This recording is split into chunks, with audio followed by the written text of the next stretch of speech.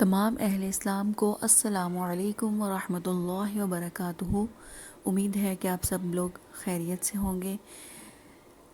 روزے کے شرعی مسائل میں آج ہم تراویح کی بات کریں گے۔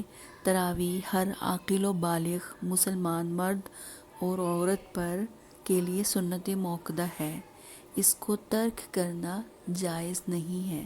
سنت موقدہ سے مراد یہ ہے کہ ہم ایک دن نہیں پڑھیں گے یا 2 دن نہیں پڑھیں گے تو اس کا ہمیں گناہ نہیں ہوگا، لیکن اگر ہم اس کو کنٹینیوسلی ریگولرلی نہیں پڑھیں گے، اس کو ترک کر دیں گے تو اس کا ہمیں گناہ ہوگا۔ تو بہتر یہی ہے کہ ہمیں تراویح ہر روز پڑھنی چاہیے، اور اللہ تعالی ہمیں توفیق دے اور صحت مند زندگی گزارنے کی توفیق دے، تاکہ ہم اللہ کی عبادت اچھے طریقے سے اور خشوع و خضوع کے ساتھ کر سکیں۔ آمین یا رب العالمین۔